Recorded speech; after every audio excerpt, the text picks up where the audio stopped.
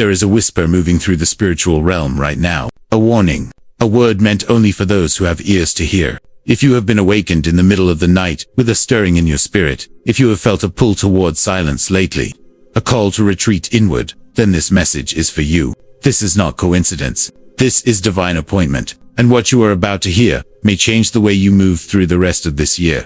This message is offered as spiritual reflection and discernment, not as literal prediction or professional advice. It is meant to guide those on a path of inner growth, to encourage wisdom, and to remind the faithful that silence is sometimes the most powerful language of the soul. 2026 has arrived quietly, but make no mistake, it is not a quiet year in the spiritual sense. Many believe this is a year of separation, a year when the chosen ones, those who have been called out, set apart, and refined through trials, will be tested in new and unexpected ways. It is a year when discernment will matter more than ever, a year when what you guard in your heart will determine what you carry into your future. There is a reason you have been brought to this moment. There is a reason your spirit has been restless. According to spiritual insight, passed down through ages, there are certain things, sacred things, that should never be revealed, especially in seasons of transition and spiritual warfare. And this year, more than most, is such a season. The enemy does not sleep, but neither does the one who watches over you. Let us walk carefully now, with intention, through the three areas of life that should be protected, hidden, and covered in prayer throughout this year, not out of fear, not out of shame, but out of wisdom, out of spiritual intelligence, out of alignment with divine order. The first thing that must never be casually revealed in 2026 is the depth of your inner plans, your God-given vision, and the dreams that have been planted in your spirit. There is a time to speak and a time to be silent. Many believe that this is a year for holy silence. When God whispers a promise into your heart, it is not meant to be broadcast before it has taken root. It is not meant to be dissected by those who lack the spiritual eyes to see what you see. Think of Mary, the mother of Jesus. When the angel came to her with a message that would change the course of human history, she did not run into the streets proclaiming what she had heard. She pondered these things in her heart. She held them close. She understood, perhaps instinctively, that sacred things require sacred space, and in that space, they grow. Your vision is fragile in its early stages. It is like a flame in the wind, one careless word to the wrong person, one moment of oversharing with someone who does not carry the same spirit, and that flame can flicker. It can dim, not because your vision is weak, but because not everyone is meant to steward what has been entrusted to you. There are those who will smile at your words, but question you in their hearts. There are those who will appear supportive, but silently sow seeds of doubt. And there are those, perhaps the most dangerous, who will take what you have shared and use it as ammunition against you, either through jealousy, misunderstanding, or spiritual opposition.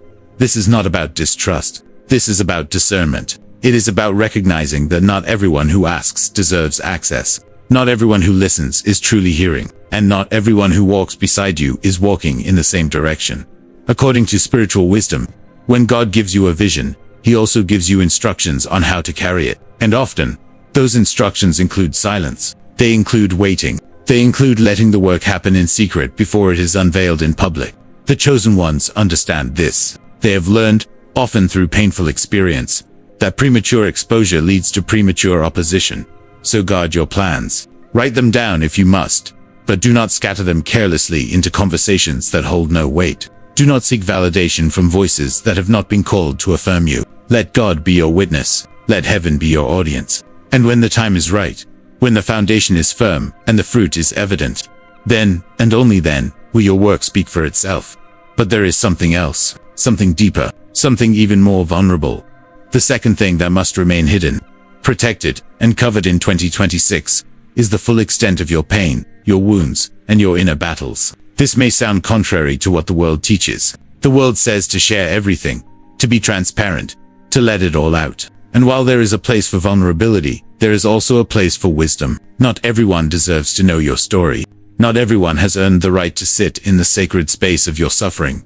Your pain is not entertainment. Your struggle is not content. Your tears are not currency for connection with people who have no intention of walking with you through the fire. Many believe that in this season, the chosen ones will face an increase in spiritual warfare, and part of that warfare will be attacks aimed at their emotional and mental well-being. The enemy studies you. He watches where you are weak, and if he can get you to expose those weak places to the wrong people, He will use them against you. There are wounds that only God should see. There are tears that should only fall in the secret place, where no human voice can interrupt, where no judgment can creep in, where no misunderstanding can take root. This is not about pretending to be strong. This is about being wise enough to know who can handle your heart and who cannot. Some people will hear your pain and use it to define you. They will box you into the role of the broken one, the struggling one, the one who never quite makes it. Others will hear your pain and minimize it, comparing it to their own, turning your moment of honesty into a competition of suffering. And still others will hear your pain and weaponize it, bringing it up later when they want to diminish you, using your own words as proof that you are not as strong, not as faithful, not as chosen as you claim to be. This does not mean you walk alone. This does not mean you carry everything in isolation. It means you are selective. It means you discern who has the spiritual maturity, the genuine love, and the divine assignment to hold space for your healing. It means you do not cast your pearls before those who will trample them.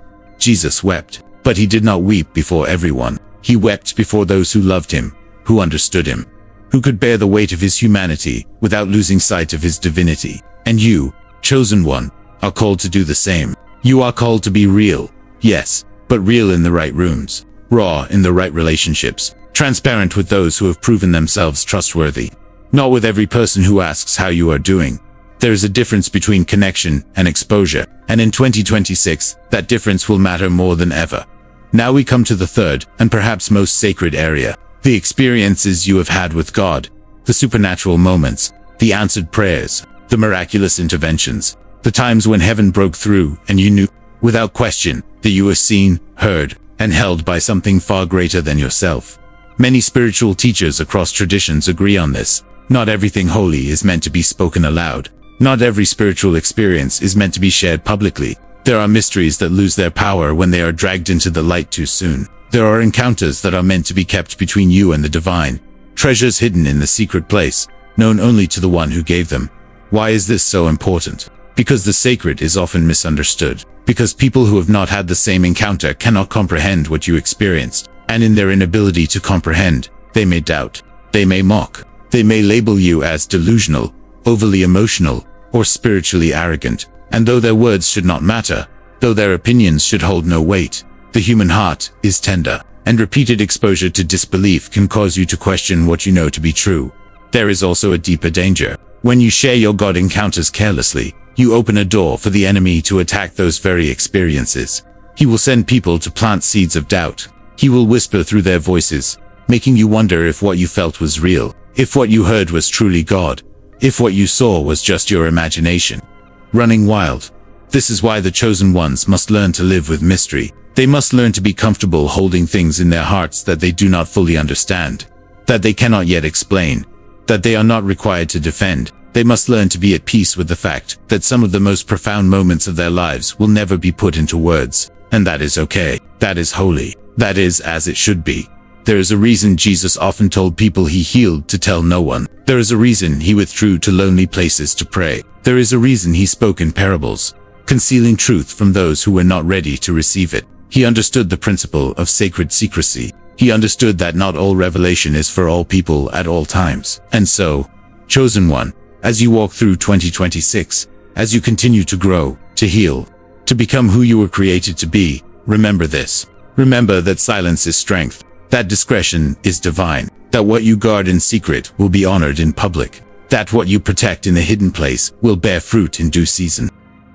This is not a message of fear. This is not a call to live in paranoia, or to close yourself off from authentic connection. This is a reminder that you are carrying something precious, that you have been entrusted with vision, with purpose, with a calling that is too important to be treated carelessly. And part of walking in that calling is knowing when to speak and when to stay silent, when to share and when to simply smile and say, God is working.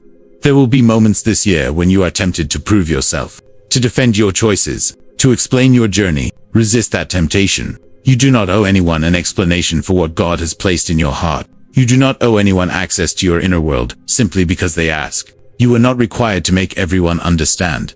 Walk humbly, walk wisely, walk in discernment, and know that as you do, you are being watched over, you are being guided, you are being prepared for something greater than you can yet imagine.